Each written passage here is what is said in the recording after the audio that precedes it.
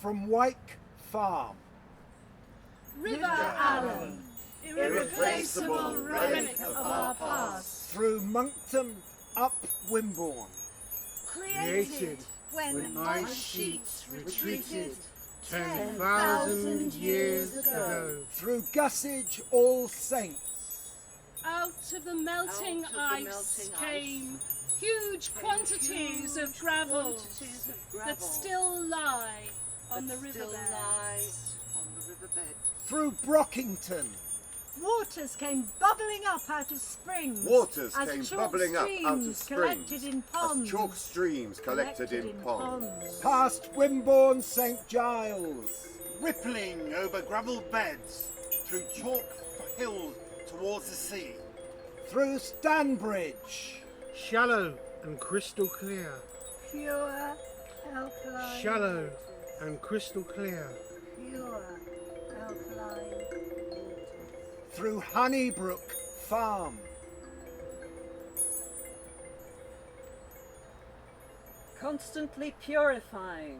Constantly purifying. Constantly Filtered by the chalk. Filtered by the chalk. Filtered by the chalk.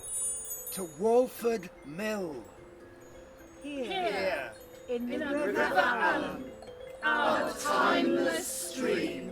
And on past Allenbourne and Allendale, through the Willow Walk and the Rising Sun, to Dean's Court and Canford Bridge, the mouth of the River Allen.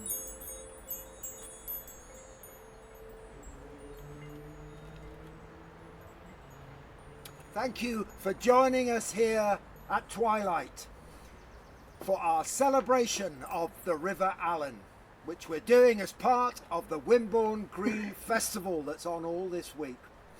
We want to celebrate all the different organisms that live in the river. And we have another part. We want to send a message to the delegates attending the COP26 conference next month in Glasgow. And we want them to know about local distinctiveness, what we have here that is rare and special and needs protecting. Meanwhile, they will be debating what can be done about climate change globally.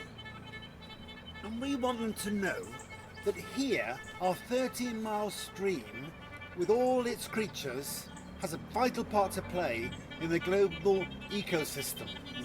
And we must tell them that we have to preserve this place for the health of the land and for our children far into the future. Yep. Who should speak for the chalk rivers? The landowners, politicians, bankers, water boards? Or the people who live by the river, as we do. But how much do we know about the rare organisms that live in there? And that's why we want to start by sharing with you some of these creatures. The mammals, the plants, the fish, the birds, and the invertebrates. I think we'll begin with the mammals. Let's get to our positions. Water voles, Bats. Dormice. And the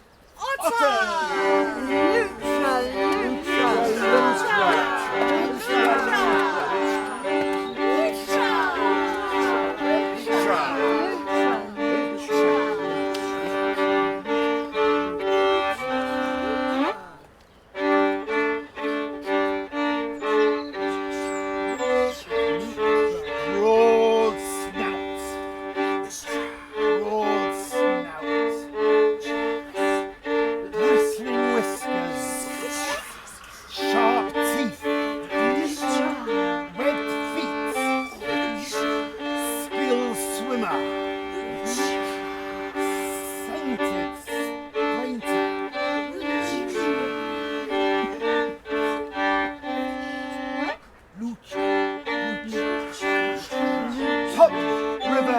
Predator. Twister. Turner. Trickster.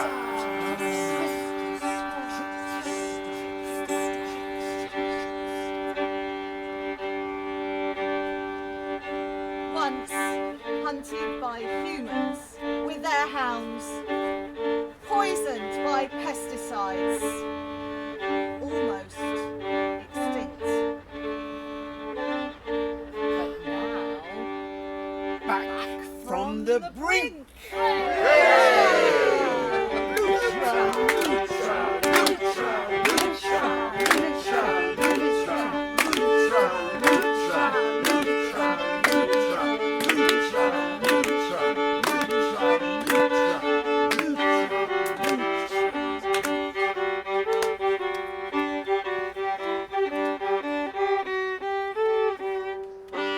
Coexisting with the otters, but keeping their distance, the fish. Trout. Grayling. Gudgeon. Dace. Brown trout. And anguilla. And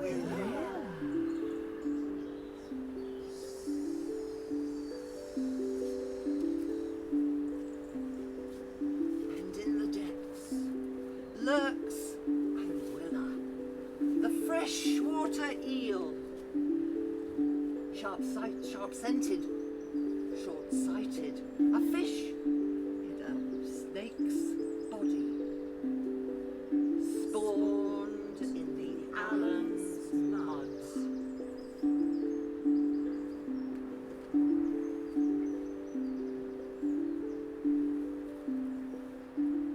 And 20 years later, Elford swims upstream, and a metre long swims upstream to Dean's Court. To Dean's Court.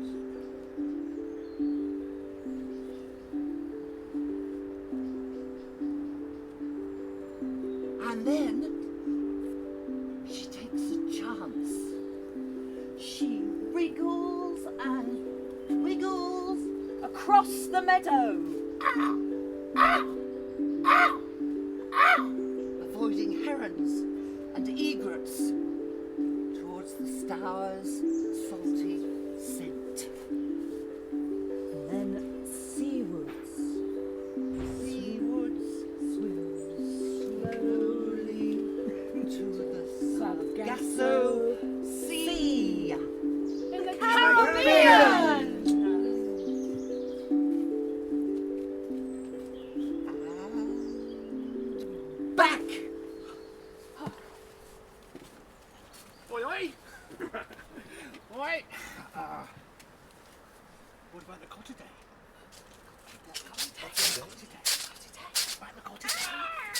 The bullhead fish. A sculpin. Also known as the miller's thumb. He's all head. Big eye. Big mouth. He's a bottom feeder. Worm catcher. An insect. Snatcher. Slimy. Spiny. Double dorsal fin. Muscle skin. Lurch. Stones. And mud. Camouflaged. Pike. Fat brown trout.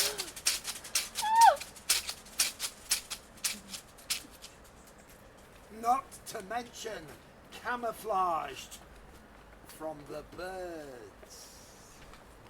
Egrets. Herons. Ducks. Swans. Wagtails. And the Kingfisher. Whir of electric iridescence. I speak for Alcedonida, the Kingfisher.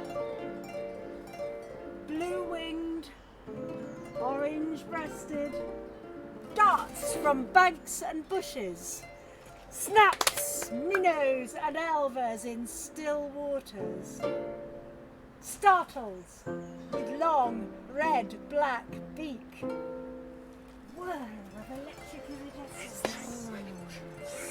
Blue-winged, orange-breasted, darts from banks and bushes, snaps of minnows and elvers, startles with long black-red beak. Quieter than the fish, quieter than the mammals, quieter than the birds, the plants. Algae. Mosses. Rushes. Waterweeds. And Ranunculus aquatilis.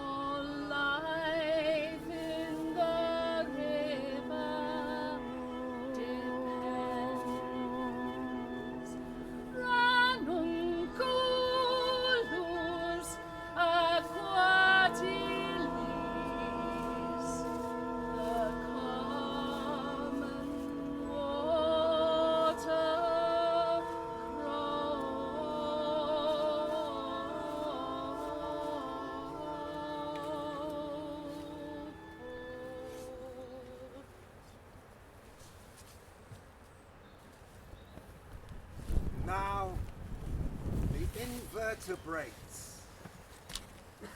Spineless mayflies. Crustaceans.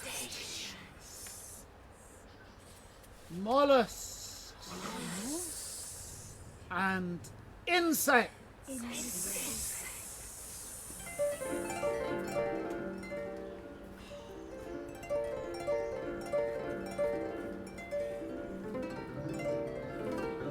Here flies Trichoptera, the Caddis fly, with long antennae, like moths, but not. More like butterflies.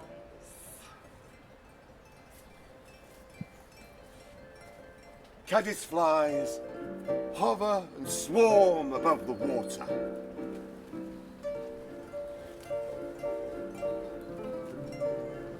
They drop eggs that slowly fall into vegetation, slowly into the mud, where the larvae hatch and Spin a cocoon of gravel, sand, leaves, and twigs with silk secreted from the glands around their mouth.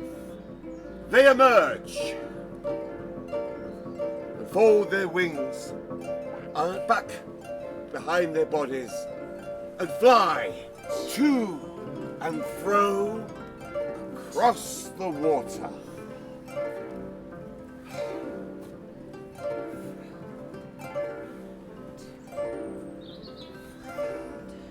Food for brown trout, dipper birds, And bats! There is one creature that suffers a different fate from all the others. Our native white-clawed crayfish.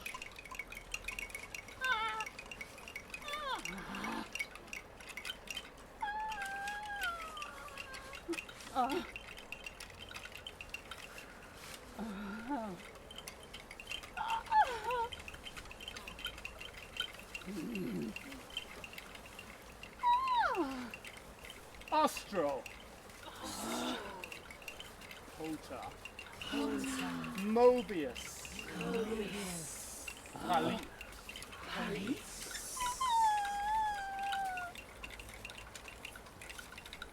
Austral. Potter. Mobius. Halit. One of the rarest creatures in the Allen.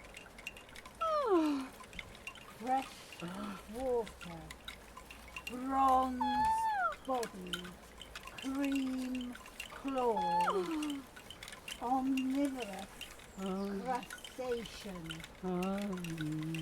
The native crayfish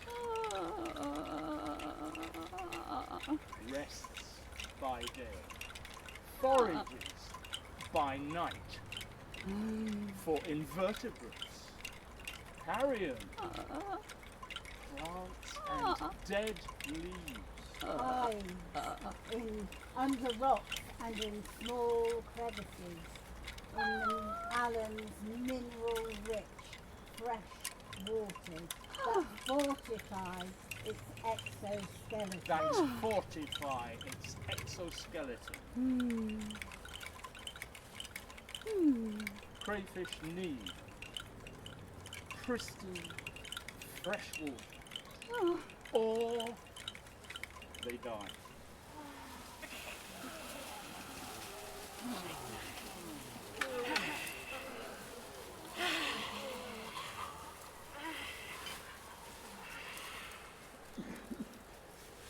They die.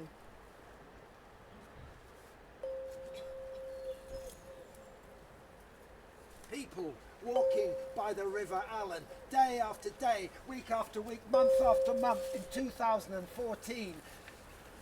They see, they notice,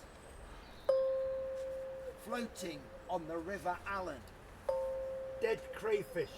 They see floating dead crayfish. Who killed the cream-clawed crowfish swimming in the river? Was it pesticides from the farmers' fields draining off and polluting our pristine river?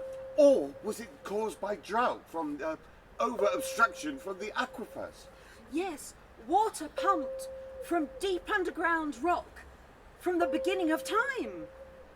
Was it chemicals from the privately owned watercress beds and trout farm at Wimborne St Giles? How can one own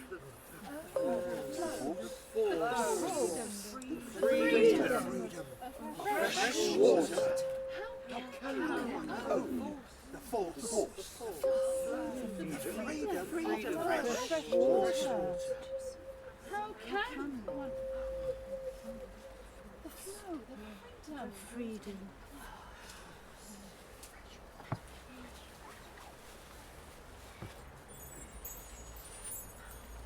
We think that the introduction of the North American signal crayfish, an alien species, killed them. How? The signalled crayfish carried a deadly plague. Well, people said there were no traces of the American crayfish in the Allen. So how did the plague arrive in the river? Humans? Anglers? We don't know, but clearly it was people. Isn't it always? Isn't it always? We wonder if the crayfish will ever return. Does it matter if it does or it doesn't? Of course it matters. Yes, one organism depends upon another. Everything connects. Everything connects. But what must we do to protect them?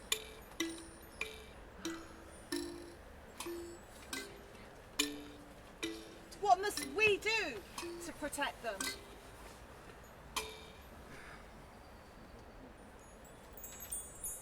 River Allen. Irreplaceable relic of our past. Created when ice sheets retreated 10,000 years ago. Out of the ice that was melting came huge quantities of gravel that still lie on the riverbed. Waters came bubbling up out of springs. Waters as came chalk bubbling up out of streams springs collected in ponds. as chalk streams collected in ponds. Rippling over gravel beds Rippling through over chalk gravel hills beds towards through the sea. Chalk hills towards the sea. Shallow and crystal clear. Pure alkaline waters. And crystal clear. Pure alkaline waters. Constantly purified. Constantly purified. Filtered by the chalk. Filtered by the chalk. Filtered by the chalk. Here, in the River Allen, Our timeless stream.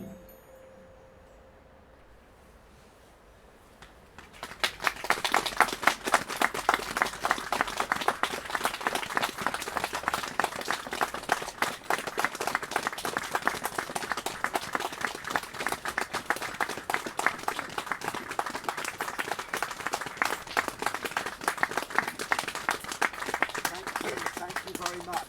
I hope you're not too cold. We're not quite going to let you go just yet. But you'll see why in a minute.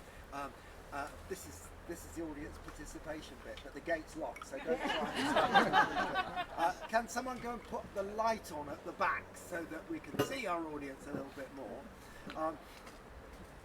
We're kind of looking to the future, and this is a true story, by the way. If you didn't know it, the native white-clawed crayfish did indeed die out from the River Allen in 2014. But the good news is there are plans afoot, and there are various people here who are all part of those plans to find a way of reintroducing the native crayfish, hopefully safe from the plague which was brought in probably from the River Stour. I won't go over all that again because you heard the possible ways. We are actually going to have a little procession in a minute, and we want you to join us. We're going to take our crayfish, we're going to try and bring the light back to the crayfish, but we can't do it without you. So our actors are going amongst you and they will give you a leaf. And it's made of paper, so it's fully organic. And the pen isn't, unfortunately, but if you get a pencil, then it will be. And all you have to do is to have a think. If you've got a brilliant idea for what would make this happen safely in a year or in 2 years, I don't know how long it's going to take, then write it on the paper. Or you might just want to have a wish for the native white-clawed crayfish. You could even draw a special picture of it. That's up to you entirely. You'll have a couple of minutes. And when you've made your wish, remember it, and then we will gather them up in a kind of wicker basket. And with our procession, we will all travel down to the other end of this lovely site at Wolford Mill.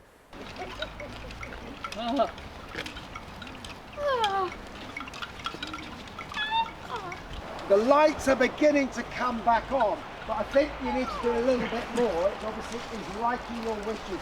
So could everybody please, in your head or out loud, entirely up to you, say, think or sing whatever you want, your wish for the crayfish, the native crayfish, or you'll think. I'll count to 3. 3, 2, 1. No predators. Not quite strong enough. Make your wishes again. I hope. 3, 2, 1. 2.